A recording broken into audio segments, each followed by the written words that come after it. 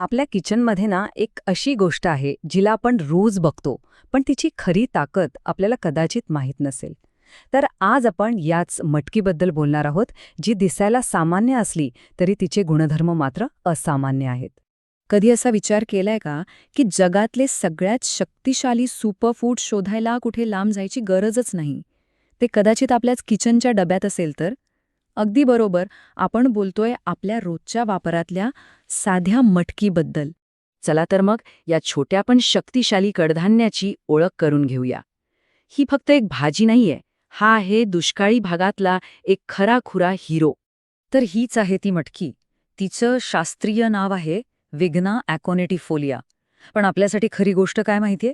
की ही हजारो वर्षांपासून आपल्या पूर्वजांच्या ताटाचा आणि आपल्या संस्कृतीचा एक अविभाज्य भाग राहिली आहे.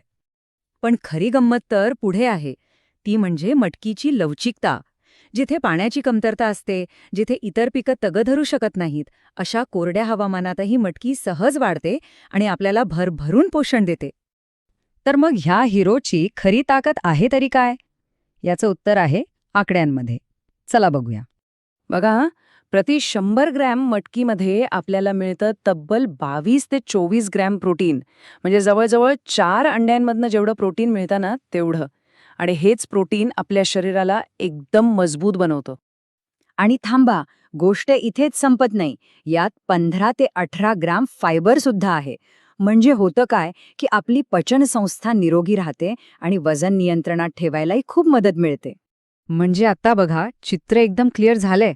मटकी फक्त प्रोटीन आणि फायबरचा खजिना नाहीये, तर ती कॅल्शियम, लोह आणि व्हिटॅमिन बी सारख्या महत्वाच्या सूक्ष्म पोषक तत्वांनी सुद्धा भरलेली आहे. अक्षरशः एकाच पदार्थात पोषणाचा खजिना. आता आपण मटकीला एका चांगल्या कडधान्यापासून एका उत्तम सुपरफूडमध्ये कसं बदलायचं ते बघणार आहोत. आणि ही जादू आहे मोड आणण्याची. आणि गंमत म्हणजे ही जादू करणं खूप सोपं आहे. फक्त मटकीला भिजवून तिला मोड आणायचे. ह्या प्रोसेसमध्ये आपण काय करतो, तर त्या दाण्यामध्ये जी लपलेली जीवनशक्ती आहे ना, तिला जागं करतो. आणि यामुळे तिची ताकद, तिची पौष्टिकता कित्येक पटींनी वाढते. विचार करा, एका साध्या दाण्याचं रूपांतर होतंय एका जिवंत, नैसर्गिक मल्टीव्हिटॅमिनमध्ये. मोड आलेली मटकी पचायला तर सोपी होतेच, पण शरीराला इन्स्टंट एनर्जी देते. आणि आपली इम्युनिटी सिस्टम म्हणजे रोगप्रतिकारक शक्ती एकदम मजबूत करते. बरं, हे आकडे वगैरे तर झाले, पण या सगळ्याचा आपल्या शरीराला नेमका काय फायदा होतो?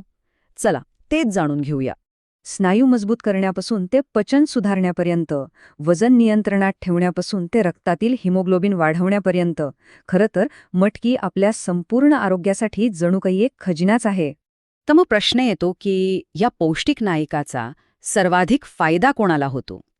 उत्तर आहे सगळ्यांनाच. पण हो, काही लोकांसाठी तर ही मटकी म्हणजे एक वरदान आहे खरंच. जसं की महिलांमधली लोहाची कमतरता भरून काढण्यासाठी किंवा वाढत्या वयातील मुलांच्या विकासासाठी आवश्यक असलेलं प्रोटीन देण्यासाठी. आणि जे खेळाडू आहेत त्यांच्या स्नायूंच्या दुरुस्तीसाठी मटकी सगळ्यांसाठीच खूप फायदेशीर आहे. आणि हो, सात्विक आहारामध्ये तर तिला एक विशेष स्थान आहेच.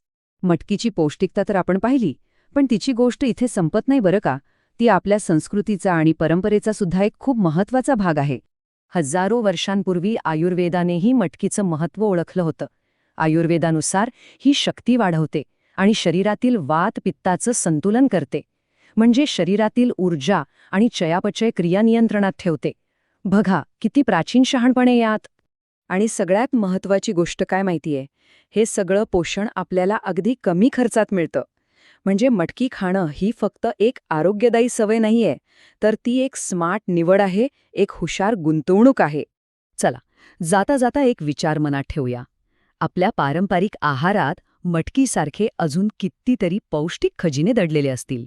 कदाचित उत्तर आपल्या स्वयंपाकघरातच आहे. फक्त आपल्याला एका नव्या नजरेने तिकडे बघायचं.